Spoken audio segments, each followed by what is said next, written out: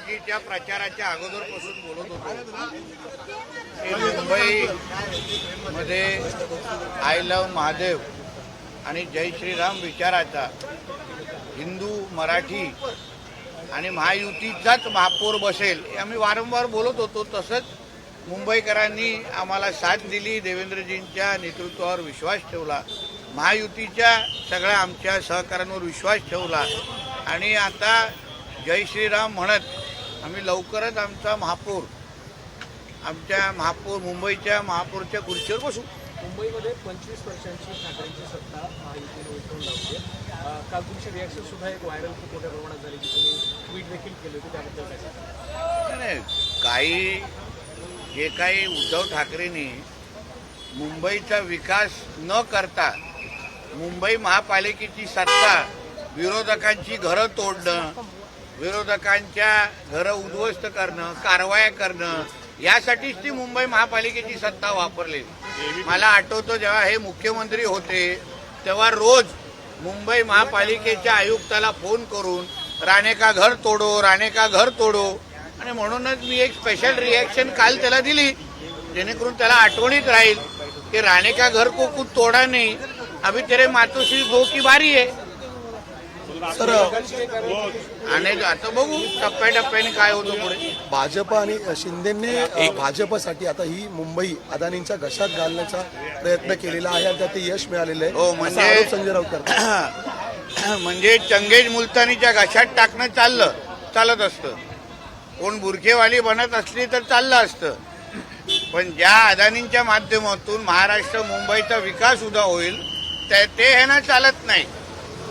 आणि म्हणून कधीही चंगेज मुलतानी या जिहाद्यांच्या घशात घालण्यापेक्षा आता मुंबईचा विकास जे करू शकतील त्यांच्या खांद्याला खांदा लावून आम्ही काम करू. संजय राऊत म्हणत आहेत की एकनाथ शिंदे जयचंद झाले नसते तर मुंबईत भाजपचा महापौर बसला नसता.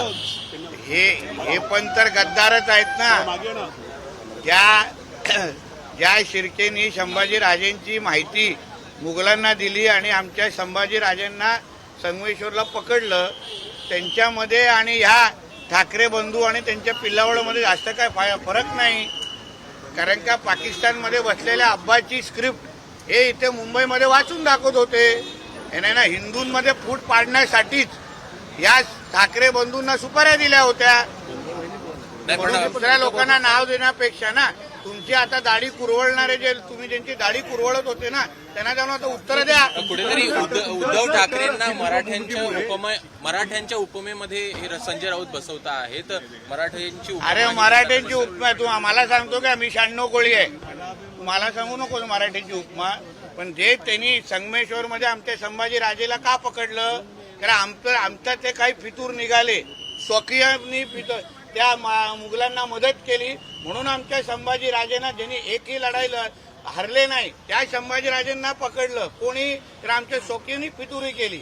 असंच या हिंदू समाजाच्या विरोधात हे आमचेच स्वकीय आमच्या विरोधात गेले, कळलं ना. आमचे त्या जिहाद्यांबरोबर मांडीला मांडी लावून बसले. चंगेज मुलतानी, रशीद खान मामूचे दाढी कुरवळत बसले ना, त्याबद्दल बोललेलो आहे.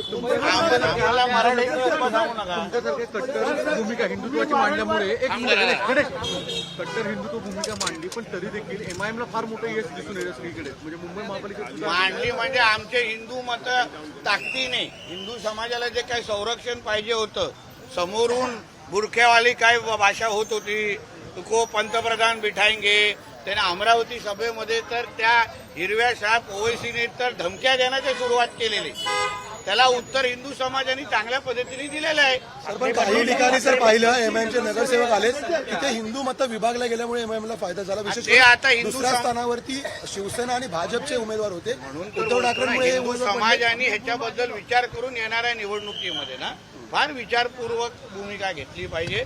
ते आपण हिंदूंमध्ये फूट अगर पाडली तर अशाच पद्धतीचे हे एमआयएम, इस्लाम पार्टी सारखे कट्टरपंथी विचाराच्या पार्ट्या उद्या निवडून आल्या तर ते आजान मस्जिद के विरोधात खिलाफ बोलने वालों को वोट मत दो असेच प्रचार सुरू होणार. संजय राऊत असे म्हणतात की मराठी माणूस जो आहे तो आमच्या सोबत आहे. जे यश आम्हाला जे यश मिळालेलं आहे त्यावरून सिद्ध होतंय की मराठी माणूस आमच्या सोबत आहे असं संजय राऊतांचं दावा आहे. काल संध्याकाळ जरा उशीर झाला ना, थोडा वेळ द्या त्यांना जागण्यासाठी. जरा ते काय 90चा इफेक्ट आहे. आता मतांच्या ध्रुवीकरणाबद्दल जे सांगितलं सर, तर मुंबईमध्ये 27 मुस्लिम नगरसेवक होते, त्यांची संख्या आता वाढून 31 झाली. कुठेतरी या ध्रुवीकरणाचा फटका बसलाय यासाठी काय दुर्दैवाला मुंबईमधला हिंदू एकजूट झालेला आहे, एकत्र आलेला आहे.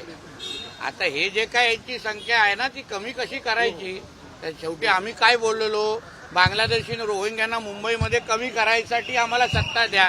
आता 5 वर्ष आमच्या देवाभाऊच्या नेतृत्वात त्या गोष्टी करू. बुलडोजर देवा पॅटर्न मुंबईत पाहायला मिळेल पूर्ण का? करेल, पूर्ण ऑइलिंग आणि सर्व्हिसिंग करून ठेवलेली. आता सगळीकडे हे जे अनधिकृत हिरवी चादर टाकून ठेवलेले ना, सगळीकडे आता देवाभाऊंचा बुलडोजर चालणार. डेडलाईन दिली होती खरं तर मुंबईमध्ये अस्लम शेख यांच्या संदर्भात बोलताना की 17 जानेवारी करता डेडलाईन असेल रोहिंग्यांसाठी. डेडलाईन आता पूर्ण झाली काय सर? मी काय सांगू, आता त्यांनी बॅग पॅक करून निघावं इथून. हा, कारवाई कशा होते ते तुमची कॅमेराला जरा सगळं तयारी करून ठेवा ना.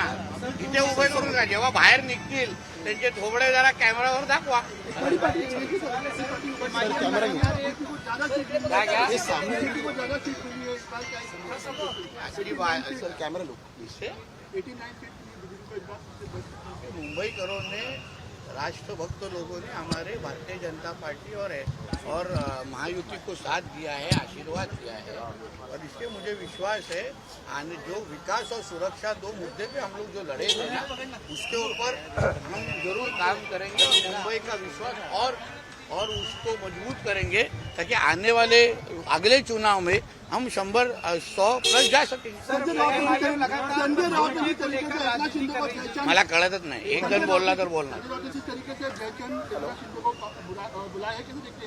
वो अभी उन दोनों के आपस में पूछो ना. शिवसेना जो उनके शिंदे गुट के जो प्रवक्ता है उसके बारे में जवाब देंगे. सर एमआईएम मेयर की बात करता रहा और अब एक मराठी अधिकारी को हज कमेटी में पहली बार जो हिंदू अधिकारी है उसे सीईओ बनाया गया, उसका विरोध कर रहे हैं और कह रहे हैं कि सरकार जानबूझकर हिंदू अधिकारी को हज कमेटी में इसी लेकर के आई है. बारे में तो हम लोग कह रहे हैं ना, हम हमारे हिंदू त्योहारों में, महाकुंभ में इनको दुकान लगाने देंगे.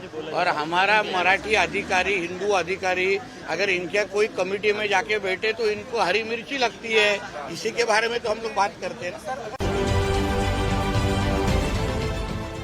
देश विदेशातील प्रत्येक घडामोडींचे लाईव्ह अपडेट मिळवण्यासाठी आता साम टीव्हीच्या सर्व सोशल मीडिया प्लॅटफॉर्मला लाईक, फॉलो आणि सबस्क्राईब करा. तसंच सर्व नोटिफिकेशनसाठी बेल आयकॉन प्रेस करायला विसरू नका.